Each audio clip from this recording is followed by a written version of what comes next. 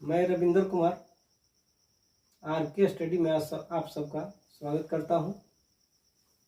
आज English grammar के video में आप लोग पर्सन पढ़ेंगे। पर्सन को हिंदी में पुरुष कहा जाता है। पर्सन 3 प्रकार के होते हैं, यानी पर्सन के 3 भेद होते हैं। पहला देखिए फर्स्ट पर्सन। फर्स्ट पर्सन को हिंदी में प्रथम पुरुष कहा जाता है।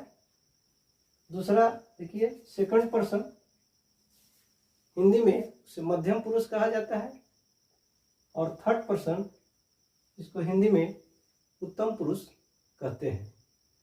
अब हम बारी बारी से इन तीनों प्रकार को देखते हैं और इसी से हमारा पर्सन का परिभाषा आ जाएगा, मिल जाएगा।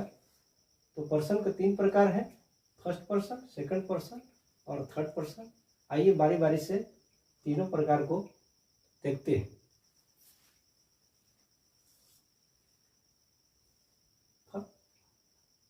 पर्सन,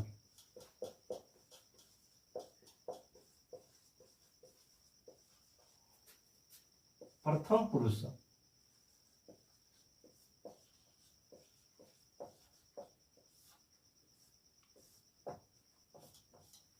अब प्रथम पुरुष किसे कहा जाता है, यानी फर्स्ट पर्सन किसे कहा जाता है, ऐसे जानते हैं। जो बोलने वाला होता है यानी वक्ता होता है, उसको फर्स्ट पर्सन में रखा जाता है।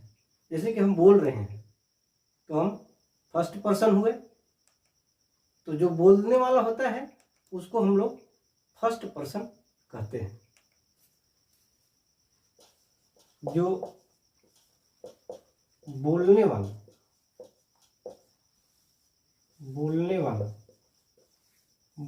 को वक्ता कहते हैं या बोलने वाला कह सकते हैं। जो बोलने वाला होता है उसे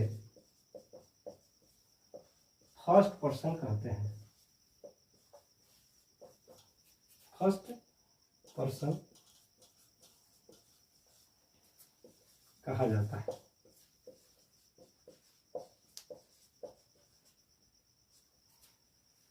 फर्स्ट पर्सन, प्रथम पुरुष, जो बोलने वाला होता है उसे फर्स्ट पर्सन कहा जाता है। अर्थात मैं बोल रहा हूँ इसलिए मैं फर्स्ट पर्सन हूँ। अगर आप बोलिएगा तो आप फर्स्ट पर्सन होंगे। तो जो बोलते हैं उसको फर्स्ट पर्सन कहा जाता है। एग्जाम्पल में देखिए, फर्स्ट पर्सन में आई मतलब मैं, तो मैं क्या हुआ, फर्स्ट पर्सन। वी मतलब हम लोग, तो हम लोग क्या होगा, फर्स्ट पर्सन। तो फर्स्ट पर्सन में ये 2 ही है, आई और वी। और आई और वी सब्जेक्ट के रूप में इस्तेमाल होता है। सेंटेंस में देखेंगे कि आई वी का प्रयोग सब्जेक्ट के रूप में होता है। और इससे इसका भी रूप है जो ऑब्जेक्ट के रूप में होगा, उसको भी देखते हैं। तो सब्जेक्ट के रूप में देखिए कैसे होगा, जैसे I am going to school, मैं स्कूल जा रहा हूँ, ये सेंटेंस हो गया। अब इसमें आप बता सकते हैं कि फर्स्ट पर्सन कौन है। तो फर्स्ट पर्सन हमारा आई हो गया। I am going to school में फर्स्ट पर्सन यहाँ हुआ, जो सब्जेक्ट है, सब्जेक्ट काम कर रहा है यानी फर्स्ट पर्सन। तो ये आपको फर्स्ट पर्सन।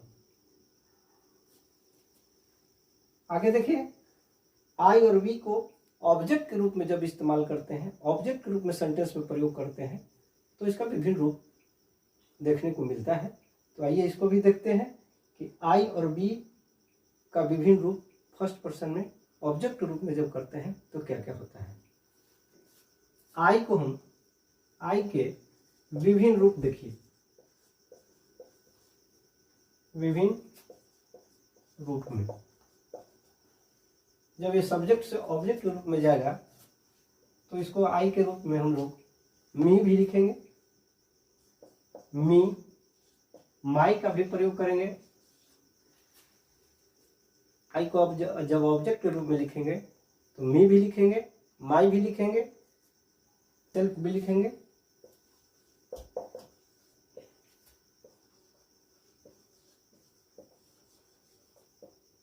तो ये सब ऑब्जेक्ट रूप में जब जाएगा तो इस तरह से लिखेंगे। सब्जेक्ट रूप में हर हाल में फर्स्ट पर्सन में आई का प्रयोग करेंगे। वी का उसी तरह से लिखेंगे। वी के विभिन्न रूप जब ऑब्जेक्ट में जाएगा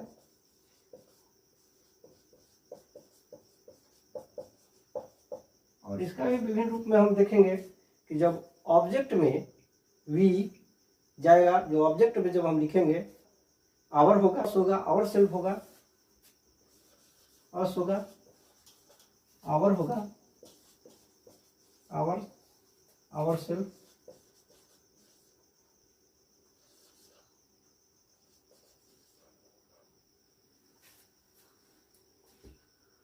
तो अब हम बी और आई को फर्स्ट पर्सन में देख लिए और इसको ऑब्जेक्ट के रूप में ये सब प्रयोग होगा। आगे देखते हैं सेकंड पर्सन। सेकंड पर्सन देखते हैं। सेकंड पर्सन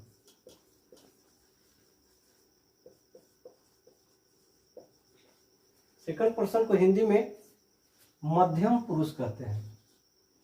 मध्यम पुरुष।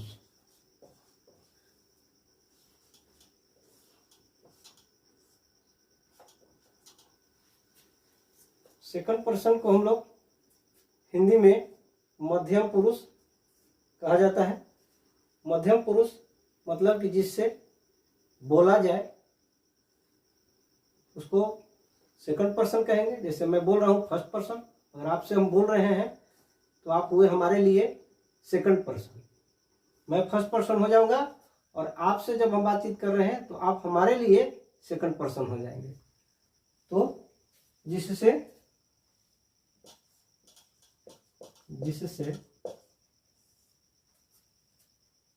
बोला जाए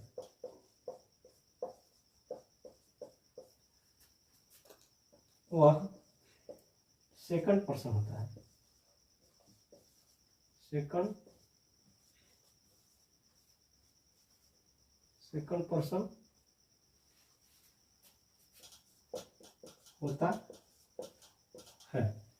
सेकंड पर्सन होता है।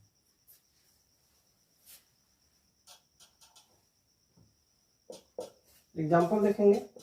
सेकंड पर्सन में एक ही होता है जो सब्जेक्ट के रूप में इस्तेमाल होता है। सब्जेक्ट रूप में सेंटेंस में आपको दिखाई देगा, वह है यू। सेकंड पर्सन में आपको यू को हिंदी में कहेंगे तुम।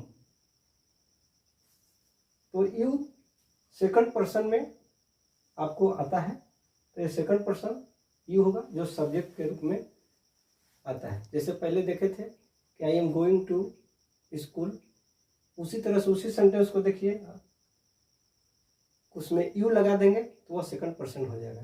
जैसे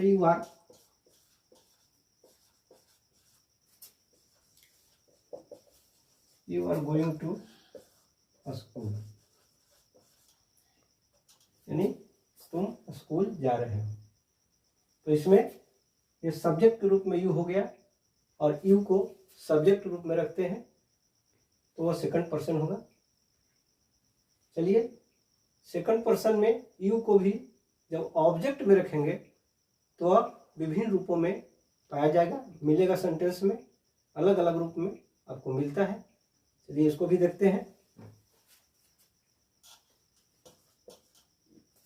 यू के विभिन्न रूप, विभिन्न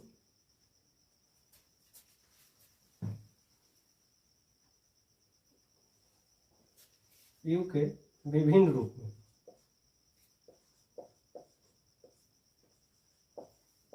तो जब सब्जेक्ट के रूप में यू इस्तेमाल होगा, सेंटेंस में आएगा, तो उसको यू से हो जाएगा तो your, yours, yourself.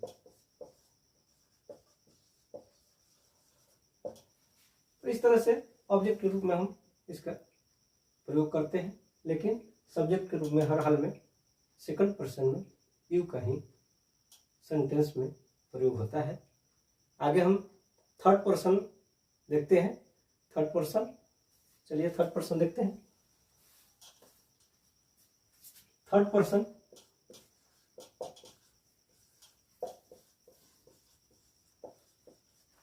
Third person को हिंदी में उत्तम पुरुष कहा जाता है। उत्तम पुरुष।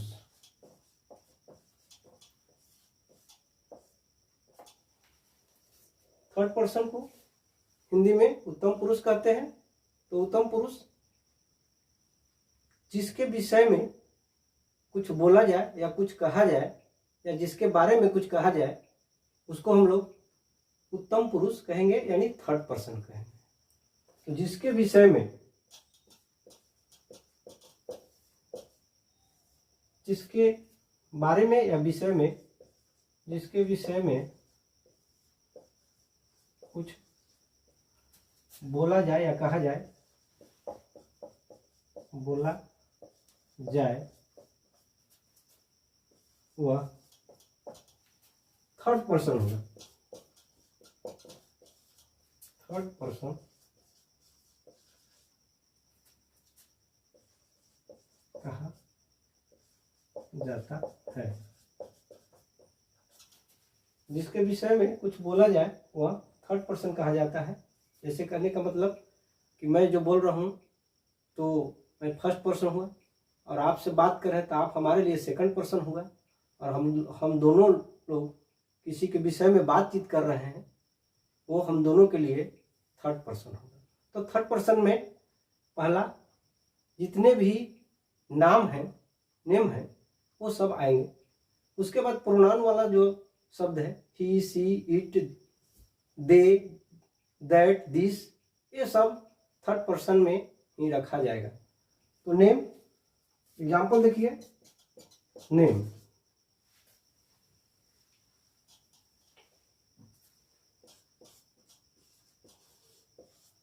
नेम जितना भी तरह के नाम है, जैसे राम, सीता, मदन, अनिल, सुरेश, इटिस, बहुत सारे नाम है, सबको हम थर्ड पर्सन में रखेंगे। इसके अलावा जो प्रोनाउन का जो शब्द है उसको भी थर्ड पर्सन में रखा जाए। जैसे और देखिए एग्जाम्पल में, ही पुरुष जाति के लिए उपयोग होता है तो ही का प्रयोग करते हैं, और वही स्त्री जाति के लिए, फीमेल के लिए जब प्रयोग करते हैं तो उसमें हम सी करते हैं। दोनों का अर्थ एक ही है, ये पुरुष जाति में और ये स्त्री जाति में इस्तेमाल प्रयोग होता है। It, this, that, they, it is. चलिए जितना भी नाम है वो थर्ड पर्सन हुआ, और ये हमारा जो प्रोनाउन है, he, she, it, this, that, दे, ये सब भी थर्ड पर्सन होगा। तो याद रखेंगे कि थर्ड पर्सन में नाम जितने प्रकार के हैं, जितने तरह के नाम हैं, जो भी नाम है वो सब थर्ड पर्सन में होगा, और ही, she, it, they, this, that, ये सब भी थर्ड पर्सन होंगे। तो आइए आगे कुछ उदाहरण से थर्ड पर्सन को समझते हैं, और ये सब सब्जेक्ट के रूप में ही प्रयोग होगा। ऑब्जेक्ट में इसका भी रूप बदल जाएगा, तो इसका भी रूप, बदला हुआ रूप हम लोग देखते हैं। उदाहरण से, सेंटेंस से समझते हैं थर्ड पर्सन को। जैसे Sita reads a book. Sita एक किताब पढ़ती है। यहाँ पर हमारा सीता सब्जेक्ट हो गया और ऑब्जेक्ट के रूप में बुक हो गया। रीड्स तो वर्ब है, तो सीता यहाँ हमारा थर्ड पर्सन हुआ। ही सिंग्स ए सॉन्ग, तो यहाँ पर हमारा ही हो गया वो थर्ड पर्सन हो। तो थर्ड पर्सन में भी आप इसका उपयोग करेंगे नाम का, और प्रोनाउन जो भी है he, she, it, they, them, that, this, ये सब थर्ड पर्सन होगा। और यह भी अगर ऑब्जेक्ट रूप में जाएगा तो ही से हिम हो जाएगा, ते से देम हो जाएगा, तो इसका भी चेंज वो भी आपको थर्ड पर्सन में ही होगा। तो हम समझते हैं कि आप पर्सन समझ गए होंगे। एक बार फिर थोड़ा समझ लीजिए। पर्सन को हिंदी में पुरुष कहते हैं। पर्सन 3 प्रकार के होते हैं, first person, second person, third person. और संक्षिप्त में ये समझ लीजिए कि जो बोलने वाला होता है वो फर्स्ट पर्सन होता है, जो सुनने वाला श्रोता होता है जिससे बोला जाए वो थर्ड पर्सन, और दोनों मिलकर जिसके बारे में अगर बात कर रहे हैं वो थर्ड पर्सन होगा। यानी फर्स्ट पर्सन जो बोलने वाला होता है और जो सुन रहा है जिससे बोला जा रहा है वो सेकंड पर्सन होगा, और हम लोग दोनों मिल करके अगर किसी के बारे में बातचीत कर रहे हैं वो हम दोनों के लिए थर्ड पर्सन होगा। तो इस तरह से पर्सन हम लोग समझ गए हैं। आज के लिए बस इतना ही। अगला वीडियो में हम लोग नंबर देखेंगे। नंबर किसे कहते हैं, नंबर कितने प्रकार के होते हैं, नंबर में सिंगुलर नंबर से प्लूरल नंबर में बदलने का जो भी नियम है उसके बारे में भी चर्चा करेंगे। तो चलिए आज हम वीडियो यहीं पर समाप्त करते हैं। अगले वीडियो में आपसे मिलते हैं। तब तक के लिए धन्यवाद।